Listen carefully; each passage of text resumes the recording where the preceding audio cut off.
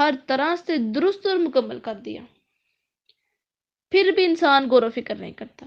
اللہ تعالیٰ پھر ایک بات کہہ رہے ہیں کہ مراد جو کہتے ہیں نا کہ وَنَفَخَ فِيهِ مِن رُوحِهِ، کہ اس سے اپنی پیدا کردہ روح ہے، کیونکہ اللہ تعالیٰ تو لم یلد ولم یولد ہے۔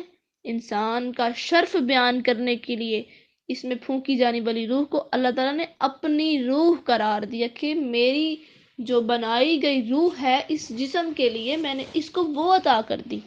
اللہ اکبر۔ کیونکہ ارواح جتنی بھی ہیں سب اللہ تعالیٰ کی ملکیت ہیں، مگر انسان کی خصوصیات کے اظہار کے لیے اس کی روح کی نسبت اپنی طرف فرمائی۔ جیسے کہ صالح علیہ السلام کی اونٹنی کو کہا تھا کہ ناقۃ اللہ، اللہ تعالیٰ کی اونٹنی، آئے تو جنت سے تھی نا، تو جنت کس کی ہے؟ اللہ تعالیٰ کی ہے۔ تو یہ بات ہے، اللہ کہتے ہیں یہ سب باتیں ایسی واضح ہیں کہ تم میں سے ہر ایک کے مشاہدے میں آتی رہتی ہیں، مگر تم بڑا کم شکر ادا کرتے ہو۔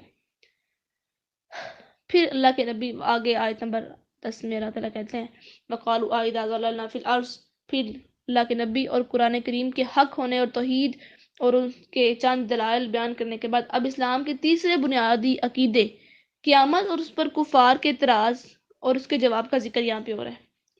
اس لیے مجھے یہ صورت بڑی پسند ہے کہ اللہ تعالیٰ پہلے اپنے نبی اور اپنے قرآن کی بات کرتے ہیں، پھر اپنی توحید کی بات کرتے ہیں، پھر انسان کے بنیادی عقیدے کی بات پہ آ جاتے ہیں۔ اللہ اکبر۔ مطلب یہ جو بات ہے نا کہ اِنَّا، پھر پیچھے تھا اِذَا، یہ حمزہ استفہامیہ سوالیہ حمزہ ہے کہ ایک دفعہ زندگی پیدا ہو گئی ہے تو دوسری زندگی پر تعجب اور اس سے انکار کے لیے وہ کیا کہتے ہیں کہ یہ یعنی کیسے ہو سکتا ہے، ایسا کبھی نہیں ہو سکتا، ویسے سوچتے ہیں۔ اللہ کہتے ہیں اس سے پہلے انسان کی مٹی اور پھر نطفے سے پیدائش کا ذکر کرنے کے بعد کفار کے اس اعتراض کی اور ان کے جواب کی ضرورت ہی نہیں سمجھی۔ اس سے پہلے انسان کی مٹی اور پھر نطفے سے پیدائش کا ذکر کرنے کے بعد کفار کے اس اعتراض کے جواب کی ضرورت ہی نہیں سمجھی کہ ہم مٹی میں مٹی ہو گئے تو وہ دوبارہ کیسے پیدا ہوں گے۔ اس کا جواب ظاہر تھا کہ جس طرح پہلی مرتبہ اس مٹی سے پیدا ہوئے جب تمہارا نام و نشان نہیں تھا، اب اسی مٹی میں مل گئے تو دوبارہ کیوں پیدا نہیں ہو سکتے۔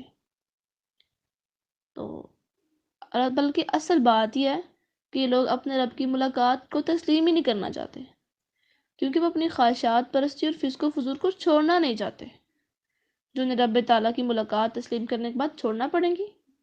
تو آگے اللہ تعالیٰ کہتے ہیں قُلْ يَتَوَفَّاكُم مَلَكُ الْمَوْتِ الَّذِي وُكِّلَ بِكُمْ ثُمَّ إِلَىٰ رَبِّكُمْ تُرْجَعُونَ۔ اس آیت میں اللہ تعالیٰ کہتے ہیں کہ تم اپنے آپ کو محض ایک بدن اور دڑ سمجھتے ہو کہ خاک میں مل کر برابر ہو جائے گا، ایسا کچھ نہیں ہے، بلکہ تم اصل میں ایک جان، ایک روح ہو جسے فرشتہ لے کے جاتا ہے، تم بالکل بھی فنا نہیں ہوتے ہو۔ موزی جو ہے نا وکلا بکم، اس کے لفظ سے وضاحت معلوم ہو رہی ہے کہ فرشتہ وہی جان نکالتا ہے جس کا اسے حکم ہو، خود اسے کسی بھی کام کا اختیار نہیں ہے۔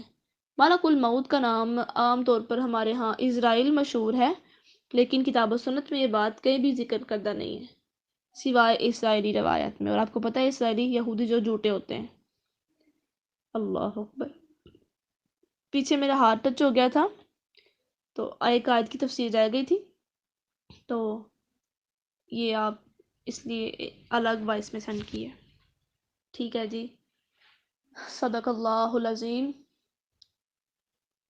سبحان ربک رب العزت عما یصفون وسلام علی المرسلین والحمد للہ رب العالمین۔ السلام علیکم ورحمۃ اللہ وبرکاتہ۔